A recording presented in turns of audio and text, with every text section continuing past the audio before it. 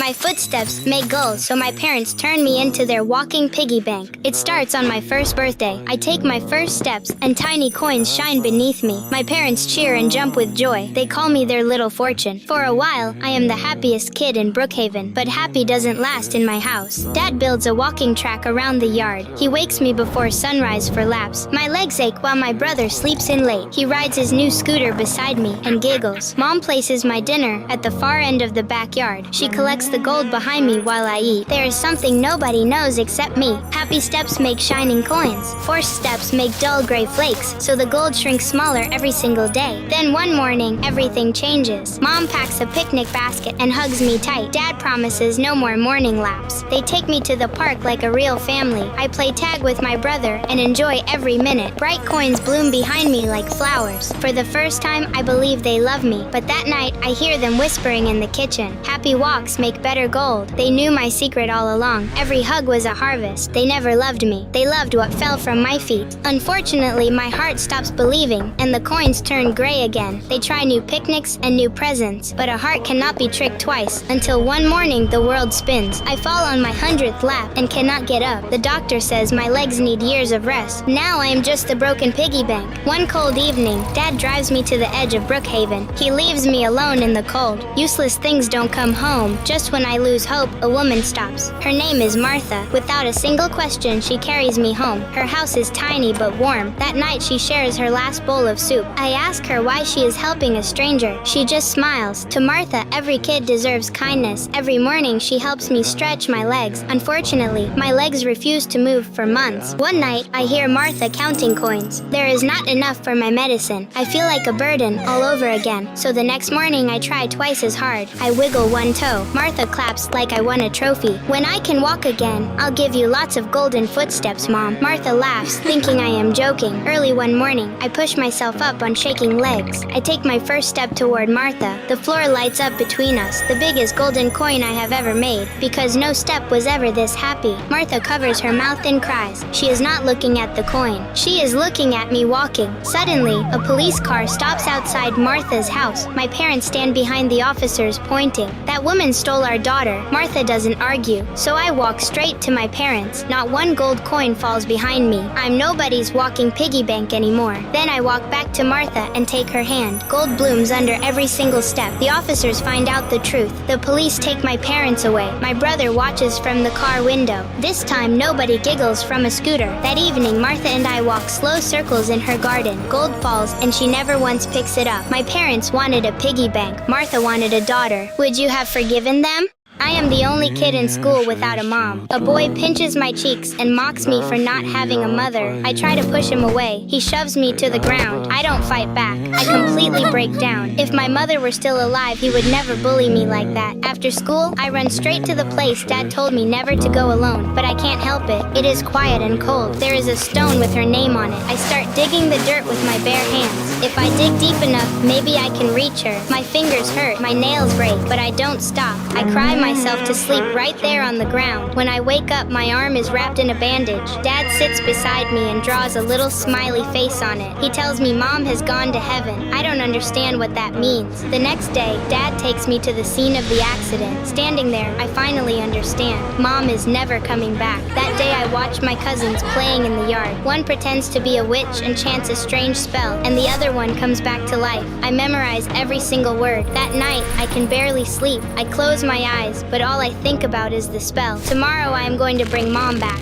The next morning, I wake up before the sun rises and run to the scene of the accident. I climb to the top of a rock, spread my arms wide, and chant the spell. But Mom never appears. I chant it over and over until my voice gives out. I wait until day turns to night, but nothing happens. But I don't give up. Every single day after school, I come back. Same place, same spell, same hope. Until one afternoon, Dad finds out. He breaks down in tears in front of me, then takes me to my grandmother's house. That night at my grandmother's house, I cannot sleep. I hear Dad in the next room crying. I press my hands together and make a promise. If no one else can bring Mom back, I will, for both of us. The next day, I try to act normal at school, but the same boy walks past me again. He laughs and tells me I still don't have a mom. This time I don't cry. I just stare at him, because I know something he doesn't. Then a classmate notices me praying. She pulls me aside and tells me that is not how it works. If I want God to hear me, I have to prove I mean it. I have to pass God's tests. The first test, jump from the top of the slide onto the concrete below. I don't think, I just jump. My legs hurt, but I pass. The second test is harder. Stay alone inside a dark closet for 10 minutes. I shake the entire time, but I stay. For Mom. Still nothing happens. No sign, no answer, nothing worked. But I still miss Mom. So the next morning, I run to her grave. I drop to my knees in front of her stone. I close my eyes and call out to Mom with everything I have. I beg God one last time. Then a miracle happens. I feel a warmth around me. I open my eyes, and there she is. Mom really appears. I run to her and hold her as tight as I can. In the end, every single thing I did for her was worth it. Do you love your mom? The most important person in my life wears a janitor uniform. He is my dad, and I pretend not to know him. He shows up at my school in that uniform every single day. The one with the bleach stain on the sleeve that never fully comes out. He waves at me with that big smile he always has. My friends are standing right next to me, so I look the other way and walk faster. He doesn't call after me. He just lowers his hand and walks away. That night, he brings rice and beans again. The same thing we eat 3 times a week because that is what we can afford. He sets my plate down, smiles, and tells me to eat. I look at him angrily and tell him I want pizza. For a second, he goes quiet. Then, he nods and goes outside to bring it. He comes back an hour later with 1 pizza slice in a paper bag. He hands it to me and starts counting coins. I can tell he is worried. I eat it anyway. He just sits there and smiles at me. I don't even say thank you. Lying on my bed, I stare at the ceiling. I hate everything about our life. I hate that my shoes have a crack in the sole and that my phone is so old my friends laugh every time they see it. And most of all, I hate that no matter how hard my dad works, nothing ever gets better. One afternoon, I am at the mall with my friends. Just when I look at things I cannot buy, I hear a mop hitting the wet floor. I turn around and my whole body freezes. My dad is on his knees, scrubbing the tiles in front of everyone. His uniform is soaked in soap and his hands are red. My friend nudges me. Is that your dad? I say no. He looks up and our eyes meet. I notice his face changes, just for a second. Something painful moves between us. The next moment, he smiles at me and goes back to scrubbing the floor. I walk away fast and don't look back. That night, he comes home and puts food on the table without saying a word. A week later, my school holds a school play and all parents are invited. I tell my dad not to come. He nods and says nothing. But when I perform on stage, I see him sitting with all the parents, still in his janitor uniform. He is recording my performance on his old phone. When the play ends, all the other parents clap from their seats. My dad stands up and claps the loudest of everyone. At that moment, I feel ashamed. Days pass, and my dad looks weak and unwell, until the day my dad does not come home. A neighbor knocks on my door and tells me my dad has collapsed at work. I run to the hospital. He is already lying in a bed, tubes everywhere, eyes closed. His uniform is still on him. I can smell the bleach from across the room. A nurse tells me he has not been eating enough. That is when I realize he stopped eating so he could afford to feed me. On the chair beside his bed sits a small notebook. I pick it up. Every page is filled with memories he has been saving. The first time I called him dad, my birthday, the school play. One page stops me. She deserves better. I will find a way. My hands start shaking. I sit down and hold his hand for the first time in years. When he opens his eyes and sees me, he doesn't say anything. He just smiles. That same big smile I was always too ashamed to smile back at. But this time, I smile back. Then I lay my head on his chest and cry. He puts his hand on my head, soft and slow, like always. Have you ever taken someone for granted?